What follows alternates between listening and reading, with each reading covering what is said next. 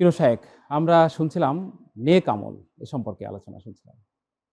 এই রমাদানে আল্লাহ রব্বুল আলামিন কবুল করেছে নেক আমল যেন আমরা আরো বাড়িয়ে দিতে পারি। মানে এই রমাদানে এসেছে। আল্লাহ রাসূল সাল্লাল্লাহু আলাইহি ওয়াসাল্লাম রমাদান সম্পর্কে বলেন, মান কামা রমাদান ঈমানান ওয়া ইহতিসাবান গুফিরা লাহু মা তাকদ্দামা মিন যামব।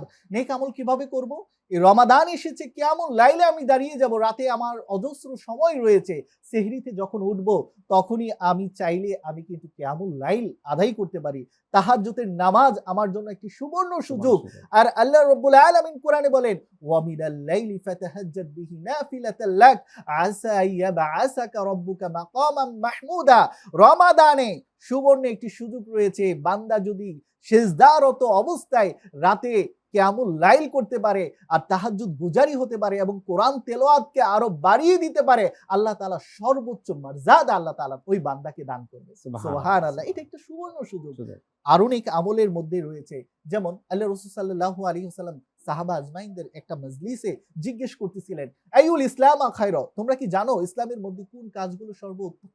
তখন সাহাবা আজমাইন বললেন, আল্লাহ আল্লাহ ও তার রাসূলই সবচেয়ে ভালো জানেন। আল্লাহ রাসূল সাল্লাল্লাহু আলাইহি ওয়াসাল্লাম বলেন, তুতইমু তুআম ওয়া তুকরিউস সালাম আলা মান লাম আরাফতা ওয়া মান লাম তা'রিফ। অর্থাৎ তোমরা তোমরা বেশি বেশি মানুষকে খাদ্য খাওয়াও, খাদ্য খাওয়াও। পরিচিত অপরিচিত ব্যক্তিদেরকে বেশি বেশি সালামের প্রচার করো। আসুন এই রমাদানে আমরা বেশি বেশি শান্তির বার্তা পৌঁছিয়ে দেই, নিজে নেক কাজ করি, অপরকে নেক কাজের জন্য আহ্বান করি, অপরকে নেক কাজের জন্য দাওয়াত দিতে পারি।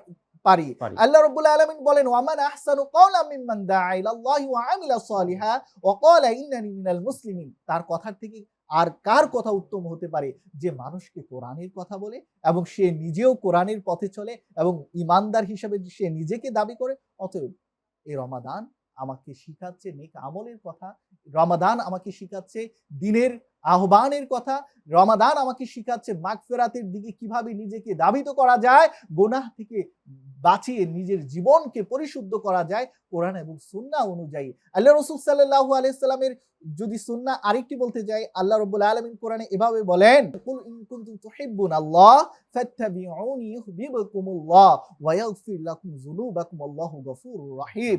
যদি তোমরা আল্লাহকে ভালোবাসো তাহলে ভালোবাসতে হবে রাসূল করিম সাল্লাল্লাহু আলাইহি ওয়াসাল্লামকে। আর যদি রাসূল করিম সাল্লাল্লাহু আলাইহি ওয়াসাল্লামকে ভালোবাসো তাহলে তোমাদের জন্য ক্ষমার ঘোষণা রয়েছে। আল্লাহ রাব্বুল আলামিন তোমাদেরকেও ভালোবাসবেন এবং সেই সাথে তোমাদেরকে ক্ষমার জন্য ঘোষণা দিচ্ছেন।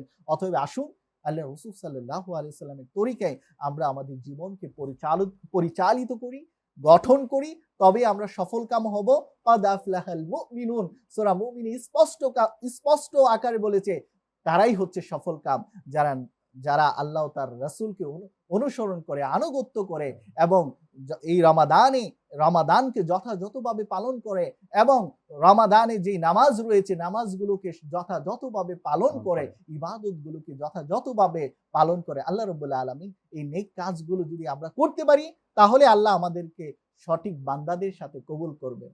আমিন, আমিন। অনেক অনেক ধন্যবাদ। মহান আল্লাহ রাব্বুল আলামিন পবিত্র এই রমজান মাসে যেন ভালো আমল করে যেন আল্লাহর সেই প্রিয় জান্নাতকে যেন আমরা হাসিল করতে পারি, সে তৌফিক দিন আমাদের। আমিন সুম্মা আমিন। অনেক অনেক ধন্যবাদ প্রিয় শায়েখ আপনাকে সত্যের আহ্বানে অনুষ্ঠানে সময় দেওয়ার জন্য। আপনাকে অসংখ্য ধন্যবাদ। প্রিয় দর্শক, সত্যের আহ্বানে অনুষ্ঠানে আমাদের সাথে এতক্ষণ ছিলেন কারি মাওলানা জামান বিন আতিক।